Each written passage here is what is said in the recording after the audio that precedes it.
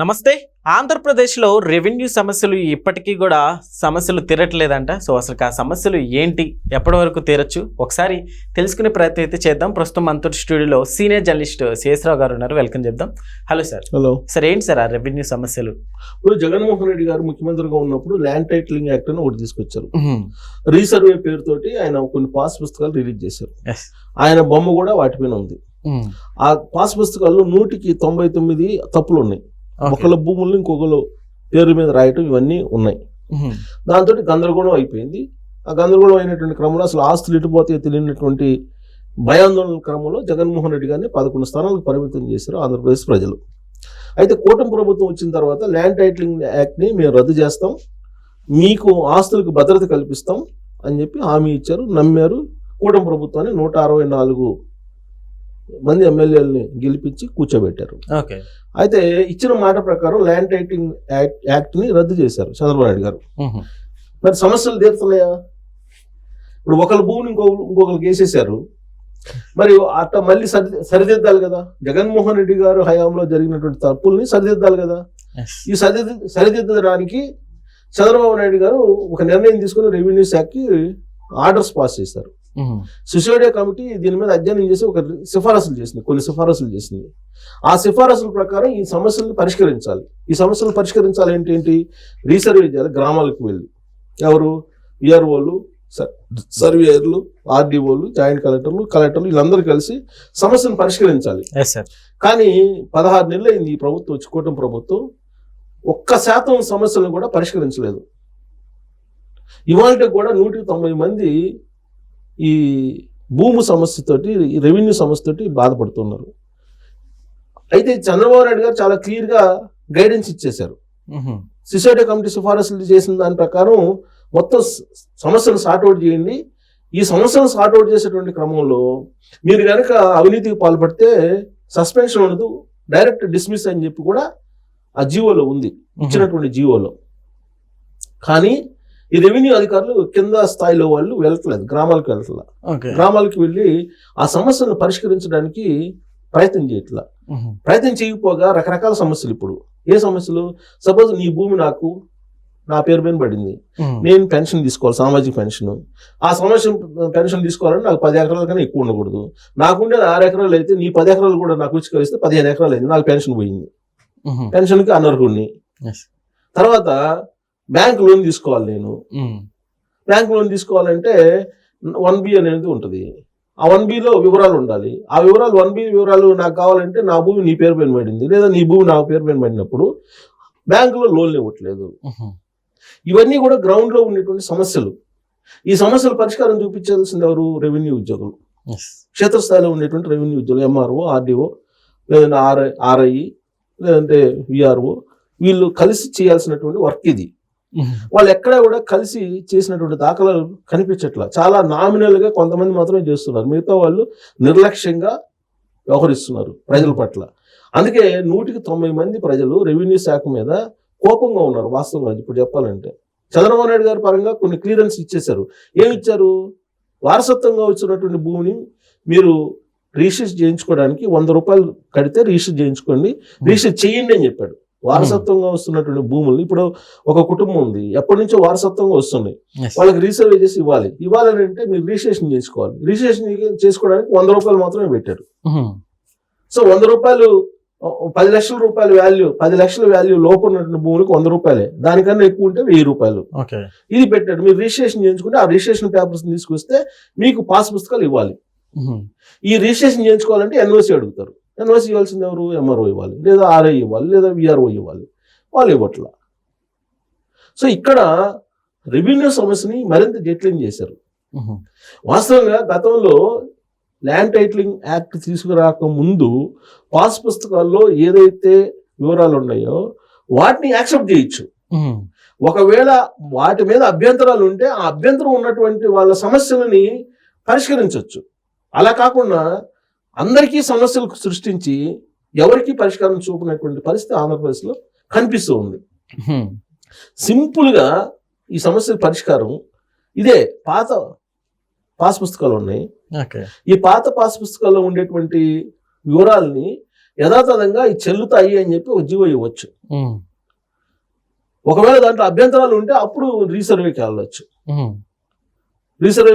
లేదంటే మళ్ళీ కొత్త పాస్ పుస్తకాలకు అప్లై చేసుకోవచ్చు. లేదా ఉమ్మడి కుటుంబాల ఆస్తులు పంచుకోవాలని అంటే దానికి ఆల్రెడీ 100 రూపాయలు ఫీజు పెట్టాడు, 100 రూపాయలు రిజిస్ట్రేషన్ ఫీజు పెట్టారు, జీవో ఇచ్చారు దాని మేరకు. లేదు 10 లక్షలు ఎక్కువ విలువ ఉన్నట్టు ఆస్తులు అయితే 1000 రూపాయలు కట్టి మీరు రిజిస్ట్రేషన్ చేయించుకోవచ్చు. ఈ వెసులుబాట్లన్నీ ఇచ్చారు. ఎవరికి మీకు వివాదం ఉంటేనో లేదంటే మీరు భాగాలు పంచుకోవాలనుకుంటేనో మీరు ఆ ప్రాసెస్. అసలు ఏమీ అవసరం లేనటువంటి వాళ్ళు, వివాదమే లేనటువంటి వాళ్ళు చాలా మంది ఉన్నారు. వివాదం లేనటువంటి వాళ్ళ భూముల్ని తీసుకెళ్ళి ఇంకొక పేరు పేనేసి వివాదాన్ని సృష్టించి ఈ వివాదం కోసం మళ్ళీ మీరు రిజిస్ట్రేషన్ చేయించుకోండి అని అంటే ప్రజలు ఆగ్రహిస్తారు కదా, అసహనానికి గురవుతారు కదా, అసంతృప్తికి గురవుతారు కదా. మరి అసహనం అసంతృప్తి క్షేత్రస్థాయిలో ఉండేటువంటి రెవెన్యూ అధికారులకు తెలియదా? ఇది రివ్యూ మీటింగ్ లో ముఖ్యమంత్రి చంద్రబాబు నాయుడు గారికి చెప్పాలి కదా, మంత్రులు చెప్పాలి కదా, రెవెన్యూ మంత్రికి చెప్పాలి కదా. లేదు స్థానికంగా ఉండే ఎమ్మెల్యేలు చెప్తే ఆ ఎమ్మెల్యేలు పోయి అక్కడ అసెంబ్లీలోనో లేదంటే ముఖ్యమంత్రికో లేదంటే కన్సర్న్ మంత్రికో చెప్తారు కదా. కానీ ఇవేవీ చేయకుండా ఈ ప్రభుత్వానికి చెడ్డ పేరు తీసుకురావడానికి, ఈ ప్రభుత్వాన్ని బదనాం చేయాలి ప్రజలనే ఉద్దేశంతో కొంతమంది రెవెన్యూ ఉద్యోగులు ఈ సమస్యలు పరిష్కరించకుండా వాటిని ఇంకా జట్లింగ్ చేస్తున్నారు. జట్లింగ్ చేసి కాలయాపన చేస్తున్నారు. కాలయాపన చేసిన కారణంగా ఏమైంది? రైతులు క్రాప్ లోన్ తీసుకోలేరు, ఇంకొకరికి అమ్ముకోవాలంటే అమ్ముకోలేరు. ఇన్ని సమస్యలు ఉన్నాయి. పైగా తన భూమి తన పేరు పైన లేదు అనేటువంటి భావన ఉంటుంది ఇంకొకరి పేరు పైన పెట్టినప్పుడు. అసలు తన భూమి ఏమవుతుందో అనే అభద్రతా భావం ఉంటుంది. ఇన్ని రకాల సమస్యలు ఉన్నాయి. ఈ సమస్యలని పరిష్కరించడానికి రెవెన్యూ సిబ్బంది యాక్టివ్గా లేని కారణంగా రీసెంట్ గా రివ్యూ మీటింగ్ లో చంద్రబాబు నాయుడు గారు వాళ్ళ మీద అసహనం కూడా వ్యక్తం చేశారు. వాళ్ళకి సీరియస్ వార్నింగ్ కూడా ఇచ్చారు. అయినా కానీ వాళ్ళ చలనం కనిపించట్లా. ఎందుకంటే రెవెన్యూ శాఖ అంటే ఒక అవినీతి పరమైనటువంటి బురద. రెవెన్యూ శాఖ ఆ మురికి కోపం, అవినీతి కోపం ఏదన్నా ఉందంటే ఆ రెవెన్యూ శాఖ అవినీతి కోపం. అంత పెద్ద అవినీతి కోర్లు దాంట్లో ఉంటారు. దాదాపు 199 మంది అవినీతి పరులే ఉంటారు దాంట్లో, కింద నుంచి పై దాకా. ఎవరికి తోచిన విధంగా వాళ్ళు డబ్బులు వసూలు చేసుకునే కార్యక్రమం ఉంటుంది. పాస్ పుస్తకాలు, నా భూమికి నాకు పాస్ పుస్తకాలు ఇవ్వాలంటే నేను 10,000 20,000 ఇవ్వాలా? వాళ్ళకి ఎందుకు ఇవ్వాలి? లంచం ఇవ్వాలా? అందుకే జీవో ఇచ్చారు, కొత్త జీవో ఇచ్చి ఒక నెంబర్ కూడా ఇచ్చారు, ఫోన్ నెంబరు. మీ దగ్గర ఎవరైనా లంచం తీసుకోవాలనుకుంటే లేదా అడిగినా ఈ నెంబర్కి ఫోన్ చేయండి, డిస్మిస్ చేస్తారండి. ఆ జీవోలో ఇచ్చారు, no suspension, only dismiss, direct dismiss చేస్తామని చెప్పి ఇచ్చారు. అందుకే భయపడుతున్నారు. ఇప్పుడు డబ్బులు అడగడానికి భయపడుతున్నారు, కానీ డబ్బులు కావాలి వీళ్ళకి. ఇలాంటివి జరగకుండా ఎప్పటికైనా ఫుల్ స్టాప్ పడుతుంది అంటారు సార్. అందుకే వాళ్ళు పని చేయట్లేదు. ఇప్పుడు మామూలుగా అయితే డబ్బులు తీసుకుని పని చేస్తారు. నీ భూమి కావాలంటే నాకైనా రాసేస్తారు. అంత దుర్మార్గులు ఉన్నారు, అంత నీచులు ఉన్నారు రెవెన్యూ శాఖలో. చాలా మంది నీచమైనటువంటి వాళ్ళు ఉన్నారు రెవెన్యూ శాఖలో. ఉన్న సమస్యను పరిష్కరించడానికి వాళ్ళకి ఎందుకంత ఇది? వాళ్ళ మీద ముఖ్యమంత్రి చంద్రబాబు నాయుడు గారే అసహనం వ్యక్తం చేస్తున్నారు. అందరు కాదు, నేను అనేది అందరు కాదు, చాలా ఎక్కువ మంది నేను చెబుతున్నా. నీచులు ఉన్నారు. అసలు రెవెన్యూ డిపార్ట్మెంట్ అంటేనే అసహించుకునే పరిస్థితికి తీసుకొచ్చారు. వీళ్ళకి శాలరీస్ ఎలా ఉంటాయి సార్? అంటే అంత లంచం తీసుకుని శాలరీస్ ఉంటాయి, అందరికి శాలరీస్ ఉంటాయి. శాలరీస్ ఎందుకుండు? అద్భుతమైన శాలరీస్ ఉంటాయి. కానీ శాలరీస్ కి వాళ్ళు సంతోషపడరు కదా. ప్రభుత్వ ఉద్యోగులు ఎక్కువ మంది శాలరీస్ తో సంతోషపడరు. కానీ అవినీతి పరులు అవినీతి కూడా ఏ స్థాయిలో చేస్తారు? కోట్లలో చేస్తారు. రీసెంట్ గా ఒక గిరిజన శాఖలో ఉన్నటువంటి అధికారి ఏసీబీ రైడ్ చేస్తే 5 కోట్లు బయటపడ్డాయి. లంచం తీసుకుంటూ 25 కోట్లు లంచం కుదుర్చుకొని ఒప్పందం కుదుర్చుకొని 5 కోట్లు తీసుకుంటూ దొరికాడు కదా. సో రెవెన్యూ శాఖలో 199 ఎవరో మహానుభావులు ఉంటారు, ఒకళ్ళిద్దరు, 1% 2% ఉండొచ్చు. 199% నీచులు, నీచమైనటువంటి అవినీతి పరులు ఉన్నారు దాంట్లో. సో ఇప్పుడు ప్రజలందరూ ఇబ్బంది పడుతున్నారు ఆంధ్రప్రదేశ్ లో. ఈ ల్యాండ్ టైటిలింగ్ యాక్ట్, దాని పర్యవసానం, ఆ ల్యాండ్ టైటిలింగ్ యాక్ట్ రద్దు చేసిన తర్వాత దాన్ని సరి చేసుకునేటువంటి పరిస్థితి లేక నానా రకాల ఇబ్బందులు పడుతున్నారు ప్రజల్ని హింస పెట్టి వీళ్ళందరూ ఏం చేస్తారు?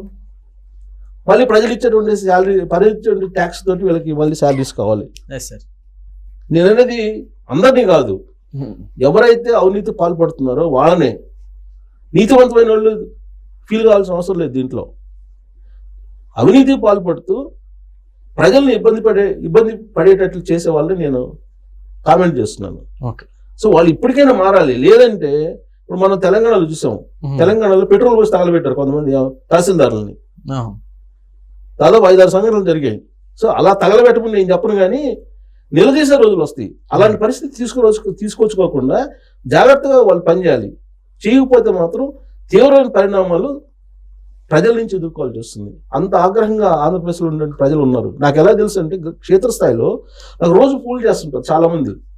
నిన్న కూడా 2-3 ఫోన్ చేశారు. రోజు ఇదే ఫోన్లో ఏదైనా ఫోన్ వచ్చిందంటే, అన్న మా సమస్య కొద్దిగా చెప్పన్నా, ల్యాండ్ టైటిలింగ్ యాక్ట్ వచ్చిన తర్వాత అది సరి చేయట్లేదన్న, ఇంతవరకు ల్యాండ్ టైటిలింగ్ యాక్ట్ అయితే రద్దు చేశారు. రద్దు చేసిన తర్వాత మా సమస్యలు తీర్చట్లేదు, మా పరిస్థితి ఏంటి, మా బ్యాంకు లోన్లు ఇవ్వట్లేదు, మేము పొలాన్ని అమ్ముకోలేకపోతున్నాం, లేదా మేము పొలాన్ని పంచుకోలేకపోతున్నాం. ఇలాంటివి నాకు ఫోన్లు వచ్చాయి. 199 ఫోన్లు నాకు ఇవే వస్తాయి. సమస్యలన్నీ ఇవే ఉన్నాయి. సో ఈ విధంగా రెవెన్యూ శాఖ ఆంధ్రప్రదేశ్ ఉంటే, చంద్రబాబు నాయుడు గారు కూడా అసహనం వ్యక్తం చేస్తున్నారు రివ్యూ మీటింగ్లో. అసలు వీళ్ళని ఏం చేస్తే వాళ్ళు పనిచేస్తారో ఆయనకు కూడా అర్థం కాని పరిస్థితి. అంత సీనియర్ అయ్యిండు. ఆయనేమో ఒకవైపు అభివృద్ధి దిశగా రాష్ట్రాన్ని తీసుకెళ్లాలని తపన పడుతూ ఉంటే, వీళ్ళు క్షేత్రస్థాయిలో సమస్యలు పరిష్కరించాల్సినటువంటి వాళ్ళు ఈ విధంగా చేస్తున్నారు. ఇప్పుడు గ్రామ వార్డు సచివాలయాల్లో రిజిస్ట్రేషన్ చేయించుకోవచ్చు అని చెప్పి సిఫారసులు ఉన్నాయి. జీవో కూడా ఇచ్చింది రాష్ట్ర ప్రభుత్వం. గ్రామ వార్డు సచివాలయాల్లో రోజుకి 2-3 తప్ప చేసే పరిస్థితి లేదు, ఎందుకంటే అక్కడ ఇన్ఫ్రాస్ట్రక్చర్ లేదు. జనరల్గా రిజిస్ట్రేషన్ ఆఫీస్కి వెళ్తారు కదా, రిజిస్ట్రేషన్ ఆఫీస్కి వెళ్లకుండా గ్రామ వార్డు సచివాలయాల్లోనే మీకు రిజిస్ట్రేషన్ 100 రూపాయలు ఇస్తే చేసేస్తారు, సమస్య పరిష్కారం అవుతుంది అని అంటారు.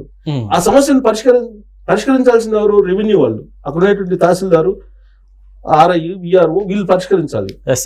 వీళ్ళు 100 రూపాయలు కట్టించుకొని పరిష్కరించరు, 90 సార్లు తిప్పుకుంటారు. దానికి రకరకాల కొర్రీలు పెడతారు. నా పొలం నాకు ఇయటానికి ఆ సర్వే నెంబర్లు ఉన్న 40 మందిని తీసుకురండి అని చెప్తారు వీళ్ళు. నా పొలం నాకు రాసివ్వడానికి, నాకు ఇవ్వడానికి ఆ 40 మందితో నాకేం పని కదా? ఆ 40 మందిని తీసుకురండి, ఆ 40 మంది చదివి ఒప్పిస్తే నేను మీ భూమి మీకు ఇస్తానంటారు. అంటే సమస్యని జటిలం చేస్తే డబ్బులు ఎక్కువ వస్తాయి వాళ్ళకి. అది వాళ్ళ యొక్క ఆలోచన. ఎక్కువ మందిది, అందరిది కాదు. మళ్ళీ చెప్తున్నా, ఎవరైతే అవినీతి పరులు ఉన్నారో వాళ్ళని మాత్రమే నేను అంటున్నాను.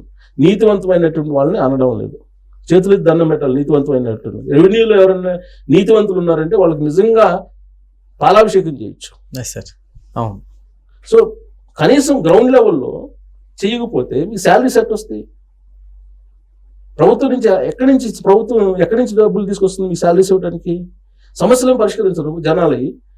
జనం డబ్బు కావాలి, జనం ఇచ్చే ట్యాక్సులు, జనం కట్టే ట్యాక్సులు జీతాలు కావాలి, ప్రతి నెల తీసుకోవాలి, మళ్ళీ వాళ్ళని పీడించుకు తినాలి. ఎవరైనా వస్తే వాళ్ళ దగ్గర మళ్ళీ పీడించుకు తినాలి. ఇది ఆ పద్ధతి. ఇది కాదు కదా. సమస్యను పరిష్కరిస్తే రాష్ట్రం బాగుపడుతుంది, రాష్ట్రం పురోగతి చెందుతుంది, తద్వారా సంపద క్రియేట్ అవుతుంది. అప్పుడు మీకు ఏదైనా శాలరీస్ పెంచడానికో లేదంటే బోనస్లు ఇవ్వడానికో అవకాశం ఉంటుంది.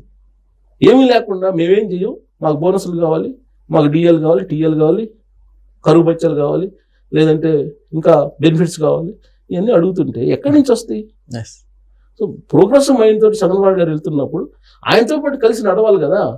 కనీసం పరిగెత్తకపోయినా కలిసి నడవాలి కదా. కలిసి నడవకుండా కొంతమంది వైఎస్ఆర్ కాంగ్రెస్ పార్టీ సంబంధించినటువంటి వాసనలు ఉన్నటువంటి వాళ్ళు వ్యతిరేకంగా ప్రభుత్వానికి పనిచేస్తున్నటువంటి దాఖలాలు ఉన్నాయని చెప్పి ఈ మధ్యకాలంలో వస్తున్నటువంటి ఇన్ఫర్మేషన్ అనేక మీడియా ఛానల్స్ లో కానీ లేదంటే పత్రికల్లో కానీ వస్తుంది. అది మంచి పద్ధతి కాదు. ఇప్పుడు ఇండస్ట్రీస్ కోసం ఆయన ప్రయత్నం చేస్తుంటే మీరు రావద్దని చెప్పి వైఎస్ఆర్ కాంగ్రెస్ పార్టీ వాళ్ళు మెయిల్స్ పెడుతున్నారని చెప్పి ఇప్పుడు చెప్తున్నారు కదా. గూగుల్ డేటా సెంటర్ వస్తుంటే వైజాగ్ లో, అది వద్దని చెప్పి మీ ప్రయత్నం చేస్తున్నారని చెప్పి చంద్రబాబు గారు చెప్తున్నారు కదా. ఆ విధంగా అయితే రాష్ట్రం ఎలా బాగుపడుతుంది? Okay sir, thank you.